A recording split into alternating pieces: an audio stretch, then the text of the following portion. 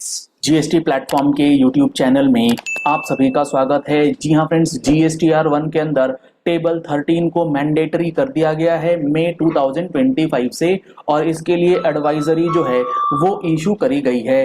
बेहद important change ये जुलाई 17 के बाद जीएसटीआर 1 फाइलिंग में पहली बार किया जा रहा है, लगभग 8 साल के बाद, जिसके लिए आपको अब अपनी जीएसटीआर 1 की फाइलिंग से पहले एडिशनल डॉक्यूमेंट्स जो है वो तैयार करने होंगे, क्योंकि वहां पर अब आपको नंबर्स जो है वो मैंडेटरली फीड करना है।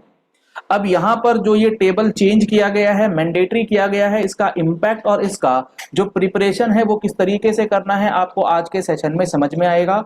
जुड़े रहिएगा, इस वीडियो के एंड तक आपको सारी बातें समझ में आ जाएंगी।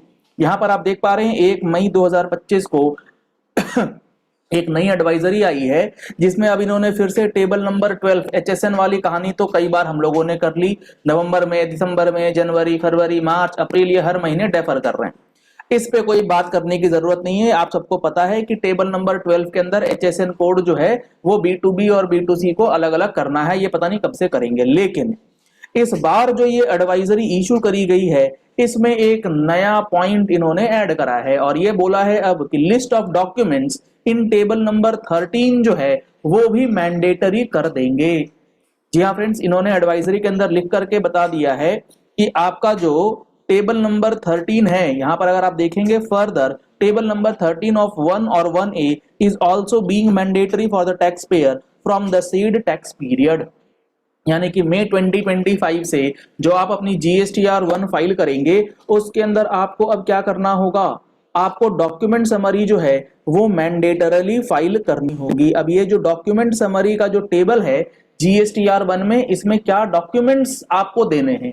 इसमें आपको सबसे पहले देना है आपने एक पर्टिकुलर टैक्स पीरियड में कितना टैक्स इनवॉइस इशू किया है और आपने कितना टैक्स इनवॉइस कैंसिल किया है। यहाँ पर आपको सीरियल नंबर लिखना है। जैसे मान लीजिए मई में आपने 100 इनवॉइसेस इशू किए, तो आपको लिखना है फ्रॉम 1 to 100, और कितने कैंसिल किए, लेट सपोज आपने 2 इनवॉइसेस कैंसिल किए तो आपको लिखना है 2, और नेट बैलेंस हो जाएगा 98। ये फिगर डालना, ये डॉक्यूमेंट नंबर डालना मैंडेटरी है। सिर्फ क्या टैक्स इनवॉइस ही आपको इशू करना है और उसी की डॉक्यूमेंट समरी में एंट्री करनी है? The answer is no.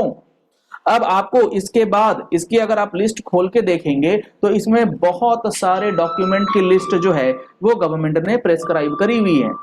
तो कौन कौन से डॉक्यूमेंट्स किन किन सिचुएशंस में इशू किया जाता है, अगर आपको इसकी detailed information, detailed analysis with GST act and rules के प्रोविजंस को समझना है, तो आप जीएसटी प्लेटफॉर्म के जीएसटी फुल कोर्स का बेनिफिट ले सकते हैं, जिसपे अभी आपको मिल रहा है ऑफर प्राइस का बेनिफिट।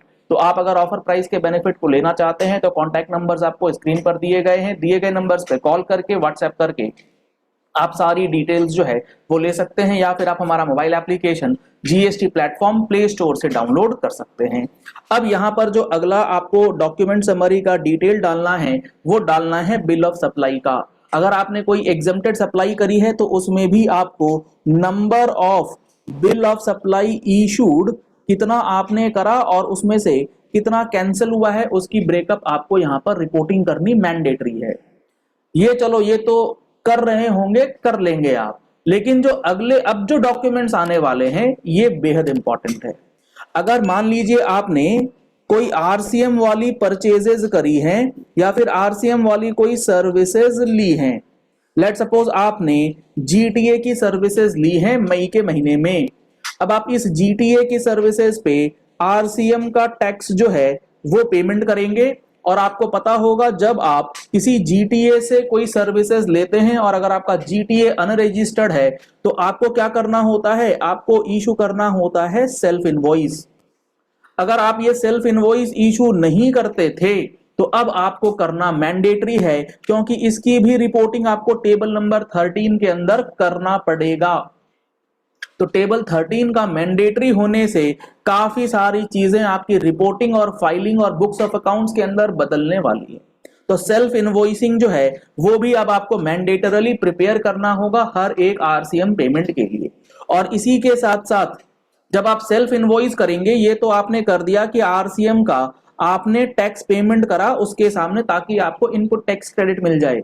मान लीजिए आपने जीटीए की जो सर्विसेज ली थी, उस सर्विसेज का लेट सपोज आपने ट्रांसपोर्टेशन का अमाउंट पे किया है 50,000 रुपीज, तो जब आप ये 50,000 रुपीज पे करते हैं in relation to transportation of service, तो आपको at the time of payment क्या इशू करना पड़ता है? पेमेंट वाउचर इशू करना है। इसकी भी नंबरिंग आपको टेबल नंबर 13 में मैंडेटरली रिपोर्टिंग करनी है। सर नहीं करेंगे तो क्या होगा? नहीं करेंगे तो पेनल प्रोविजंस लग जाएंगे। सर अगर कर देते हैं तो इससे क्या इंपैक्ट क्या पड़ता है, गवर्नमेंट को क्या फर्क पड़ रहा है कि पेमेंट वाउचर कब करा नहीं करा? भाई बहुत ज्यादा फर्क पड़ता है। आपके पेमेंट ऑफ वाउचर से पता लगता है कि आपके उस ट्रांजैक्शन के ऊपर टाइम ऑफ सप्लाई कब अराइज होगा, आप उस टैक्स को पे करने के लिए लायबल कब हो गए थे, आपकी इंटरेस्ट कैलकुलेशन किस तरीके से होगी। तो ये सारी चीजें जब तक आप जीएसटी के प्रोविजंस को डिटेल में एक एक चीजों को नहीं समझेंगे, आपको कभी क्लैरिटी नहीं आ सकती। तो इसके लिए आपको एक एक प्रोविजन, एक एक रूल को डिटेल में समझना पड़ेगा विद कॉन्सेप्ट, और कॉन्सेप्ट की क्लैरिटी होनी बहुत ज्यादा जरूरी है। इसके बाद जब रिवर्स चार्ज का कॉन्सेप्ट क्लियर हो जाएगा तो उसके बाद आपने कितना क्रेडिट नोट इशू किया, आपको उस क्रेडिट नोट से रिलेटेड जो डॉक्यूमेंट समरी है वो भी आपको मैंडेटरली इशू करनी है। कितने क्रेडिट नोट्स इशू हुए, कितने क्रेडिट नोट्स कैंसिल किए गए और नेट इशूड कितने हैं। क्रेडिट नोट के बाद आपको डेबिट नोट्स जो इशू करना है उसकी डॉक्यूमेंट समरी भी आपको मैंडेटरली टेबल नंबर 13 के अंदर फीड करके चलनी है। क्रेडिट नोट्स कब इशू होते हैं, डेबिट नोट्स कब इशू होते हैं, ये सारी बातें सेक्शन 34 के अंदर डिटेल में लिखी गई है। इसके बाद अगर बात करें, लेट सपोज आपने एडवांस रिसीव किया है। जी हाँ फ्रेंड्स, अगर आप एडवांस रिसीव करते हैं किसी गुड्स के लिए या फिर किसी सर्विसेज के लिए, तो आपको एडवांस रिसीव करते समय क्या करना है? आपको एक बनाना है रिसिप्ट वाउचर। मैंडेटरी है ये रिसिप्ट वाउचर। अगर आप एडवांस रिसीव कर रहे हैं, आप अपनी बैलेंस शीट में एडवांसेस दिखलाते हैं और आप वहां पर रिसीट वाउचर नहीं डिक्लेयर कर रहे, तो आप बहुत बड़ी गलती जो है वो कर देंगे। तो आपको रिसीट वाउचर के नंबरिंग के साथ वहां पर फिगर्स जो हैं वो पंच करके चलना है कि कितना रिसीट वाउचर आपने during the tax period issue किया है और कितना आपने कैंसिल किया है। इसके बाद आपका अगर एडवांस लिया हुआ जो कॉन्ट्रैक्ट है वो कैंसिल हो जाता है, तो आप जो रिसीट वाउचर इशू करके आए थे उसके सामने आपको रिफंड वाउचर इशू करना होता है। उसकी भी डिटेलिंग आपको टेबल नंबर 13 के अंदर मैंडेटरी तरीके से रिपोर्टिंग करनी है। तो टेबल नंबर 13 के अंदर आप देख पा रहे हैं क्या क्या डिटेल्स जो है वो मैंडेटरी किया गया है, और इन सब के बाद डिलीवरी चालान्स जो इशू किए जाते हैं उसकी भी रिपोर्टिंग आपको मैंडेटरी तरीके से जीएसटीआर 1 के टेबल 13 में हर एक टैक्स पीरियड के लिए करना पड़ेगा along with GSTR 1A। Sir advance receive तो सिर्फ सर्विसेज के ऊपर नहीं होगा ना? जी नहीं, सिर्फ सर्विसेज के ऊपर नहीं होगा, गुड्स के केस में भी आपको रिसीट वाउचर बनाना कंपलसरी है। सर टैक्स तो सिर्फ सर्विसेज पे जाता है। जी हाँ, टैक्स पेमेंट भले आपको सर्विसेज के लिए करना है, रिसीट वाउचर दोनों के लिए ही करना पड़ेगा।